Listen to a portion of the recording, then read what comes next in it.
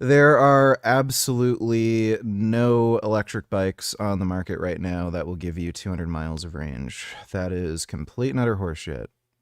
Maybe if you're going 30 kilometers an hour the entire time, but yeah, if you try to do highway driving, most you can really hope for with realistic riding is like maybe 80 miles, something like that. Or like 100, 120 kilometers, but yeah, no.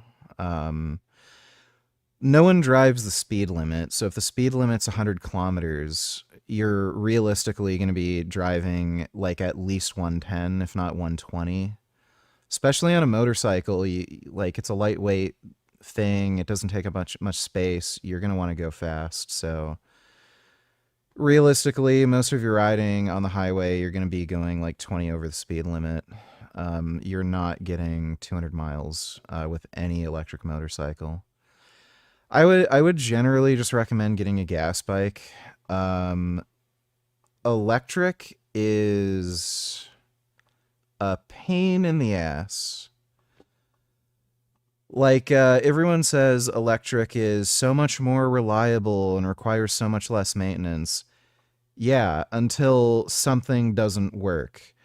Especially with these newer batteries that have high voltage systems and they're getting over 300 volts. Something's gonna fucking overheat, break down.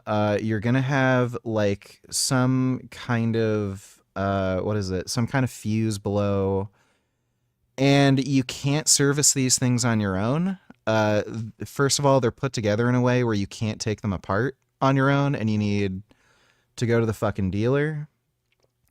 And working on high voltage systems like that is also really dangerous and shit. And they're made in a way where you can't just, fix the shit on your own. And I can guarantee you, you're probably going to have way more problems that are more difficult to deal with where you need dealer support with an electric vehicle, period, than you would with a gas bike. Like my Ural, that is the most well, technically, it's the second most unreliable vehicle I've owned. The Zeros that I had, the FX bikes, those have been more of a fucking problem for me. But yeah, the Ural is much less reliable than my V-Strom. I've had the what is it? I've had the alternator blow, and I've had the one of the push rods break on it. I actually got the alternator serviced at the dealer just because it was still under warranty, but it's easy to fix and replace on your own. The push rod that broke, it was the exhaust valve push rod.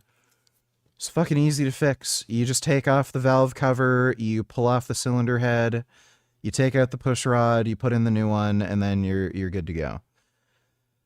Like if anything goes wrong with an electric, you always have to go to the dealer, and especially when you're talking about motorcycle dealers, they can have very long lead times, especially like at the beginning of a season. You may have to wait like 2 months before they can do anything for your fucking bike. It's kind of retarded. So they're not really any more reliable.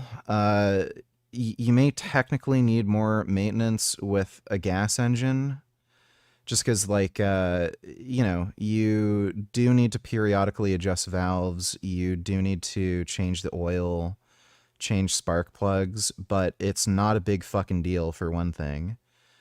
Valve adjustments are a different story. That can be more of a pain in the ass, but like the majority of your maintenance is just going to be changing oil, which is what you have to do with a lot of modern electric bikes anyway because they have cooling systems, especially if they have DC fast chargers.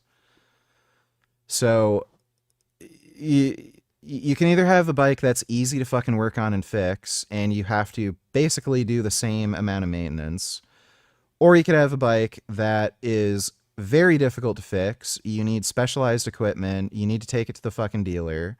You have to pay more money to have them fucking fix it. You can't do it on your own. And there's a very good likelihood it's not even any more fucking reliable because, again, like they're all moving to higher voltage so that they can handle DC fast charging. Yeah, on top of that, with electric, the charging infrastructure is fucking terrible. Like they have apps to show you where public chargers are. Half the time they're not actually public. They're chargers that are at car dealerships and they won't even let you use them. So you end up getting stranded. Or the chargers that you do have access to don't work. So it's just horrendous. It's awful. So if you're gonna get an electric bike for anything, like it has to be for like short city travel or just recreational use, like dirt bike or something. If you actually have to travel a fair bit, like, what I do, where I'm very regularly going on the highway for long distance, like just forget about it.